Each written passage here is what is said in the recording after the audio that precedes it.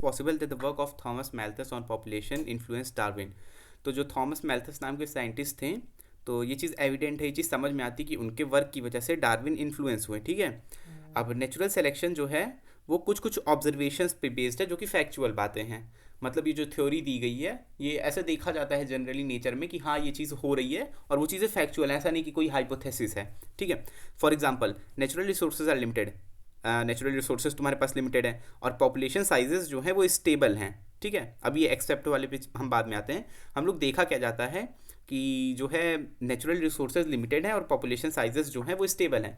ऐसा नहीं कि 125 करोड़ मतलब इंडियंस में अभी इंडिया में ले लेते हैं तो वो कल को 500 करोड़ हो जाएंगे।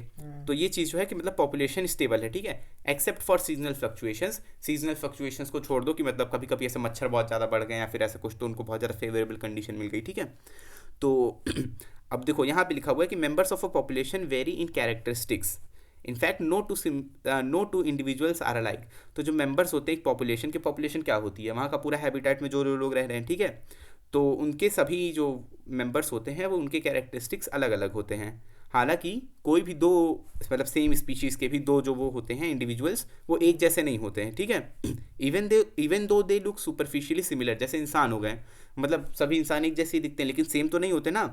तो most of the variations are inherited. उनके अंदर जो वेरिएशंस होती हैं, जैसे तुम्हारे अंदर वेरिएशन है कि तुम बहुत अच्छा पढ़ लेती हो, मेरे अंदर है कि मैं बहुत अच्छा गा लेता हूँ या फिर ऐसा कुछ, तो वो सारी चीज़ें इनहेरिटेड होती हैं, ठीक है। और ये फैक्ट है कि पॉपुलेशन साइज़ जो है वो एक्सपोनेंशियली बढ़ेगी। मतलब अगर तुम्हें अबेंडेंट रिसोर्सेज दे दिए जाएँ, तुम्हें खूब खाने पीने की चीज़ें दे दी जाएँ फिर पूरी ह्यूमन पॉपुलेशन को, तो उनकी भी जो ग्रोथ होगी वो एक्सपोनेंशियली होगी हमेशा, क्योंकि हर आदमी जो है अपनी मैक्सिमम कैपेबिलिटी पे रिप्रोड्यूस करेगा, ठीक है। तो ये चीज़ बैक्टीरिया में भी देखी गई है कि अगर उनको सारी चीज़ें दे दी जाए तो वो लोग अपना मैक्सिमम कैपेसिटी पे रिप्रोड्यूस करते हैं। और एक और फैक्ट है, मतलब साइड बाय साइड, अभी ये चीज़ तो साइड में रखो कि ठीक है ये सब तो हो रहा है, मतलब अगर आइडियल सिचुएशन हुई तो ये तो होगा ही। और at the same time fact ये भी है कि पॉपुलेशन साइजेस जो है वो लिमिटेड हैं। तो इसका मतलब है कि अगर सबको सारी चीज़ें मिल जाएं तब तो पॉपुलेशन अनलिमिटेड हो जाएगी, लेकिन हमें असलियत में क्या दिखता है कि पॉपुलेशन लिमिटेड है। तो इसका मतलब है कि कुछ ना कुछ तो कंपटीशन चल रहा है रिसोर्सेज के लिए, ठीक है। और उनमें से उसी कंपटीशन की वजह से सिर्फ कुछ सर्वाइव किए और कुछ जो है नहीं सर्वाइव कर पाए। तो जो कुछ सर्वाइव किए उनकी कॉस्ट क्या थी, मतलब वो किस कीमत पे सर्वाइव किए कि दूसरे मर गए। जो दूसरे जी नहीं पाए उनकी वजह से आज जो जी रहे हैं वो जी रहे हैं, क्योंकि उनका खाना वो खा गए, ठीक है। अच्छा, तो अब यहाँ पे देखो novelty and brilliant insight of Darwin was this, कि यहाँ पे देखो डार्विन की चालाकी और डार्विन की समझदारी इस चीज़ से समझ में आती कि उन्होंने असर्ट किया, उन्होंने बताया कि वेरिएशंस जो कि हेरिटेबल हैं, ठीक है। देखो वेरिएशंस जो कि हेरिटेबल हैं, जो कि ऐसे पास हो सकते हैं या फिर मतलब इंसान इनहेरिट कर सकता है एवोल्यूशन में। Okay, let's just reconsider this statement. He asserted that variations which are heritable and which make resource utilization better for few adapted to habitat better will enable only those to reproduce and leave more progeny।